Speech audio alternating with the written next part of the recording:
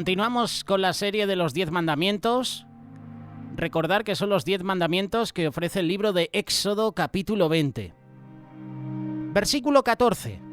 Séptimo mandamiento. No cometerás adulterio. Este mandamiento prohíbe a cualquier persona casada tener una relación sexual voluntaria con otra persona que no sea su cónyuge. Jesús explicó este mandamiento de una forma interesante en Mateo capítulo 5, verso 27. Estas fueron las palabras de Jesús. Ustedes han oído que se dijo, no cometerás adulterio. Pero yo les digo que cualquiera que mira a una mujer y la codicia, ya ha cometido adulterio con ella en el corazón. Vemos que el adulterio comienza en el corazón con el deseo de tener a otra persona en lugar del propio cónyuge. Hace unas semanas atrás hablábamos sobre cuidar el corazón. Seamos obedientes a Dios. Busquemos fortalecer cada día nuestro amor. Busquemos cada día ser leales a nuestro esposo o a nuestra esposa. Hebreos capítulo 13, verso 4. Honroso sea en todos el matrimonio y el lecho sin mancilla, pero a los fornicarios y a los adúlteros los juzgará Dios. Todo acto sexual prematrimonial es llamado bíblicamente fornicación y todo acto sexual extramatrimonial es llamado adulterio. La fornicación es más conocida en el mundo secular como convivencia, ¿verdad? Se suaviza esta palabra y el adulterio es más conocido como infidelidad. La fornicación y el adulterio son pecados graves a los ojos de Dios. La mayoría de las parejas no han entendido aún la gravedad de estos pecados. Si habláramos de estadísticas, por ejemplo, en la actualidad aquí en España, es para echarse las manos a la cabeza. Según las encuestas en la actualidad, el 65% de parejas viven en convivencia o fornicación y el adulterio se está volviendo en el pan nuestro de cada día. Cada vez las estadísticas nos dicen que hay más índice de infidelidad tanto en el hombre como en la mujer. Lo que me sorprende, por ponerte un ejemplo, es que esto, ahora mismo, como decíamos, es el pan diario de cada día, sobre todo en las personas famosas, deportistas, cantantes, actores, para echarse las manos a la cabeza. La cantidad de noticias que están saliendo en los medios de comunicación, de fornicación, de adulterio, y para suavizar un poquito las palabras, convivencia, infidelidad. ¿Qué es la fornicación según la Biblia? ¿Qué es fornicar? Dice la palabra que a los fornicarios los juzgará Dios. La fornicación es definida bíblicamente como el pecado de tener relaciones sexuales sin antes haberse casado. Es llamado las relaciones prematrimoniales y es más conocido como convivencia. Pablo nos recomienda a huir de la fornicación. Primera carta de Corintios, capítulo 5, verso 18. La Biblia enseña que el que fornica contra su propio cuerpo peca, es decir, se destruye a sí mismo. Primera carta de Corintios, capítulo 6, verso 18. La Biblia enseña que los fornicarios no heredarán el reino de Dios. Gálatas, capítulo 5, versículo 19 en adelante. La fornicación es llamado pecado de muerte. Esto lo puedes leer en la primera carta de Juan, capítulo 5, verso 10. Y la Biblia dice que el cuerpo no es para la fornicación. Primera carta de Corintios, capítulo 6, verso 13.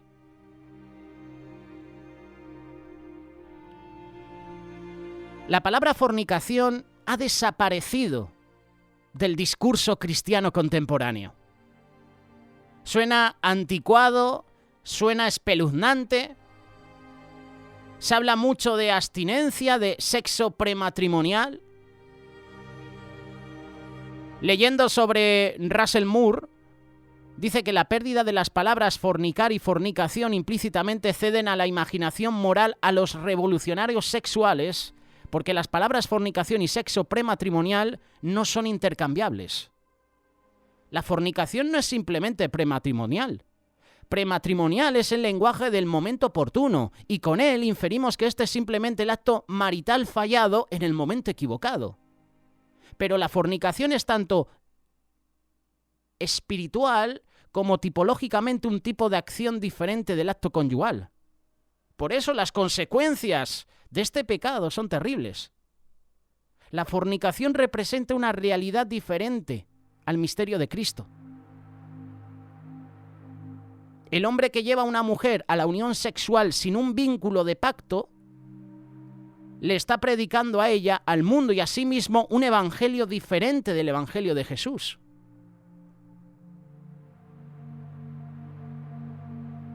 Está formando una unión espiritual, advierte Pablo, pero con un espíritu diferente al espíritu de Cristo.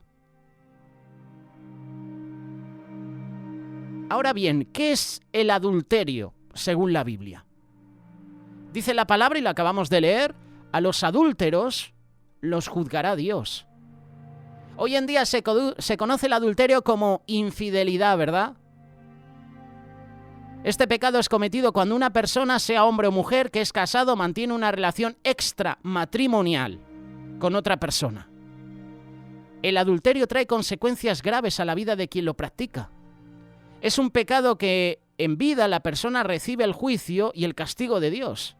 Y esto lo vemos reflejado en la vida del rey David. David adulteró con Betsabé. Betsabé estaba casada con Urías Eteo. ¿Y Dios qué hizo? Castigó el pecado de David haciendo morir al niño que nació producto del pecado de adulterio. Dios permitió que como castigo al pecado de David, sus mujeres fueran abusadas, violadas por su mismo hijo Absalón. Una de sus hijas fue violada por otro de sus hijos. Una de las enseñanzas bíblicas acerca de la moralidad de Dios para el hombre es la que hemos leído en Éxodo capítulo 20, verso 14. No cometerás adulterio. Dios, para poner freno al liberalismo, al libertinaje del hombre, ha puesto normas y parámetros en los cuales pueda frenar al hombre en su intento de vivir en los pecados carnales de una manera liberal y desenfrenada. Que esto es lo que están enseñando hoy varios gobiernos liberales. Gobiernos que van en contra de los mandatos de Dios. Si un gobierno va en contra de los mandatos de Dios, mi voto no va a ir a ese gobierno. Y yo no soy ni de derechas ni de izquierdas. Yo voy a votar porque es una decisión personal y es algo obligatorio en algunos países del mundo. Mi voto siempre va a ir al partido que más se acerca a mis principios. Hay otros que dicen, no, yo no voy a votar. Ya, claro. Pero si no votas, estás siendo partícipe de lo que pueda suceder luego. ¿Cuántos partidos, cuántos políticos están fomentando el liberalismo, el libertinaje? En la Biblia encontramos los llamados pecados de muerte, y entre los pecados de muerte están incluidos la fornicación y el adulterio. ¿Por qué son llamados pecados de muerte? Cuando Dios creó y diseñó al hombre, lo hizo de alma, de cuerpo y de espíritu. Dios dotó al hombre de un cuerpo, no para que éste haga lo que le plazca, sino para que su cuerpo fuera recipiente del poder y la presencia de Dios. Y cuando una persona comete pecados de inmoralidad sexual, como la fornicación o el adulterio, está destruyendo su cuerpo. En otras palabras, se causa la muerte a sí mismo. Muerte espiritual, muerte física, muerte eterna. Una de las razones por la cual nuestra sociedad se encuentra tan degradada, tan desvalorada, es por falta de valores morales. La moralidad es algo ridículo para muchos hoy en día. Se ha perdido el respeto, se ha perdido la vergüenza. La persona hace lo que quiere y no tiene el más mínimo temor o cargo de conciencia. Uno de los valores que hace falta en la vida de las personas es el temor de Dios. El temor de Dios nos puede hacer tener respeto a nuestros padres, a nuestros hermanos, a nuestra familia y por consiguiente a nuestra pareja. Las estadísticas actualmente, aquí en España, no sé las estadísticas ahora mismo en tu país, pero puedes buscar información en Internet, señalan que el 50% de los hombres y el 35% de las mujeres en matrimonio han sido infieles o han cometido adulterio. Y todo esto nos indica que estamos viviendo en un tiempo donde los valores morales del respeto al matrimonio se están perdiendo totalmente. ¿Todo esto por qué? Por la falta de temor a Dios, porque hemos decidido vivir sin Dios. Nuestra sociedad ha apartado a Dios de su vida, de su hogar, del trabajo. Yo recuerdo cuando iba al instituto, entrabas en tu aula, en tu clase, y había un cuadro, y había una cruz. Se ha quitado a Dios de las aulas, de los colegios. Hemos quitado a Dios de nuestra vida, no hay temor de Dios. Y por eso nuestra sociedad se destruye, o mejor dicho, se autodestruye. En conclusión, tal vez para ti, amigo, amiga, hermano, hermana, que nos estás escuchando ahora mismo, que estás escuchando esta reflexión, a lo mejor te encuentras viviendo en alguno de estos pecados. A lo mejor te es difícil abandonarlos. Te es difícil dejarlos de practicar. Te voy a decir una cosa, solo no vas a poder. Es muy difícil. Solamente el poder de Dios puede hacer la transformación que tu vida necesita. Dios incluso puede utilizar a hermanos y a hermanas que te pueden ayudar en esa situación por la que estás atravesando. Pero mi recomendación es, en primer lugar, ven a Jesucristo. Entrégale tu vida. Entrégale tu vida hoy y vas a notar la diferencia. Cuando entregamos nuestra vida a Jesús, por decirlo de alguna manera, yo cojo asco, como solemos decir aquí en España, al pecado. Le tengo asco al pecado. No puedo verlo. Aunque luego soy débil en otras áreas y peco. Hay consecuencias del adulterio en la palabra de Dios. Hay consecuencias del adulterio en la Biblia, en el Antiguo y en el Nuevo Testamento. El castigo por adulterio era la muerte. Esto lo puedes leer en Levítico capítulo 20, verso 10. En el Nuevo Testamento, Jesús puso en vigor una nueva ley. La paga del pecado sigue siendo la muerte eterna, pero el adulterio ya no conlleva la pena de muerte civilmente. Los cristianos modernos no viven bajo la antigua teocracia. No se les ordena dañar a los que pecan. La ley del Antiguo Testamento enumera una serie de comportamientos que se castigaban con la muerte, incluido el adulterio. Si un hombre cometiera adulterio con la mujer de su prójimo, el adúltero y la adúltera indefectiblemente serán muertos. Levítico capítulo 20, verso 10. No estamos diciendo que vamos a traer de nuevo la ley del Antiguo Testamento. Pero estas eran las consecuencias del adulterio en la Biblia. Es importante señalar que el castigo fue el mismo para ambas partes involucradas. Y esto sucedió también en el Nuevo Testamento. Estaba Jesús rodeado de personas y se le acercan los fariseos y le dice: mira, Jesús, hemos encontrado a esta mujer en el acto mismo de adulterio. La ley dice que tenemos que apedrear a tales mujeres. ¿Tú qué dices? Lo que me llama la atención de esta historia, que muchos conocéis, es que solo trajeron a la mujer. ¿Dónde estaba el hombre? Si había sido sorprendida en adulterio, ¿dónde estaba el hombre? A mí me gusta a veces imaginar cosas, ¿no? Y yo siempre pienso que no trajeron al hombre porque a lo mejor ese hombre pertenecía a ese grupo de fariseos. O porque era algún conocido. Era una persona importante para ellos. ¿Dónde estaba el hombre? ¿Por qué no lo llevaron ante Jesús? No interesaba.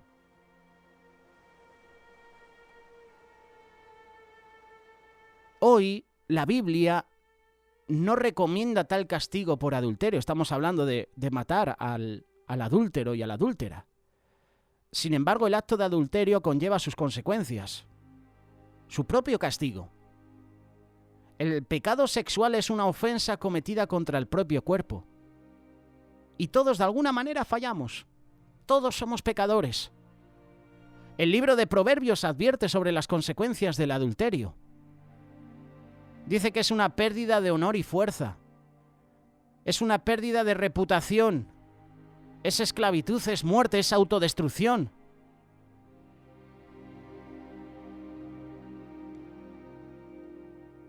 Dice la palabra: así es el que se llega a la mujer de su prójimo, no quedará impune ninguno que la tocare. Proverbios capítulo 6, verso 27 en adelante. Los proverbios también describen el carácter del adúltero. El que comete adulterio es falto de entendimiento.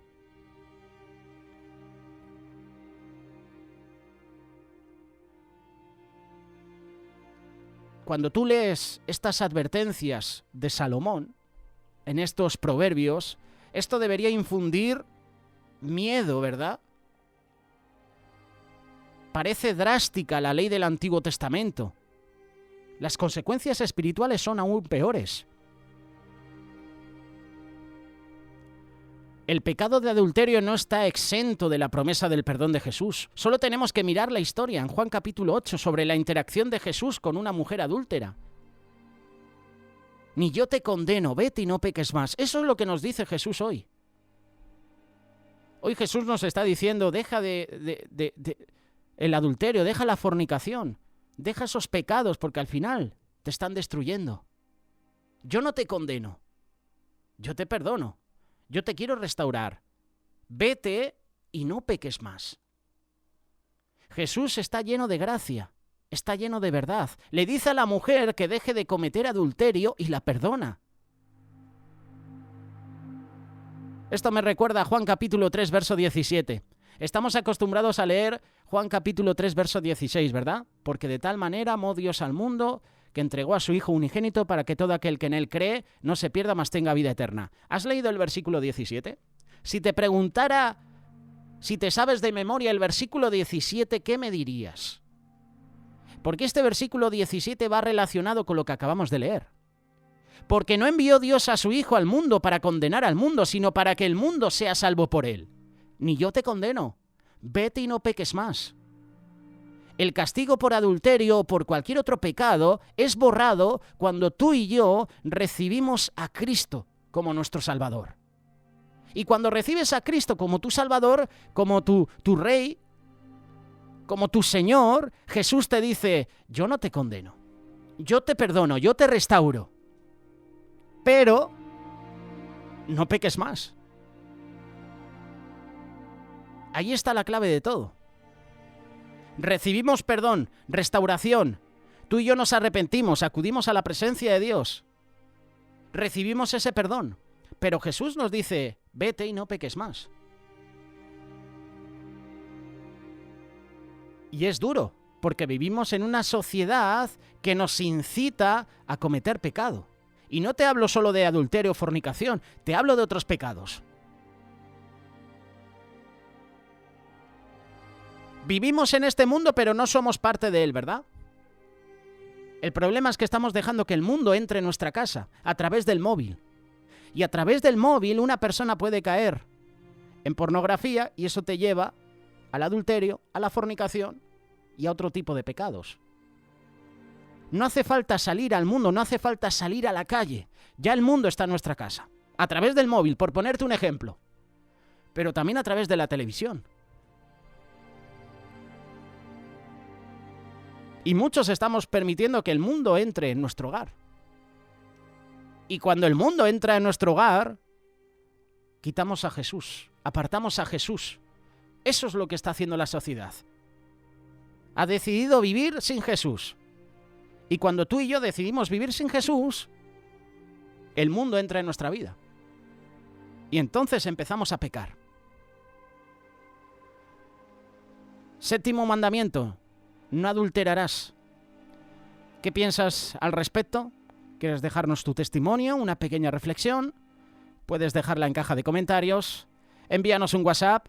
Únete también a nuestro grupo de amigos en Telegram. Es un grupo abierto. Amigos de Radio Solidaria. Si no encuentras el grupo, escríbenos un mensaje y nosotros te compartimos el enlace.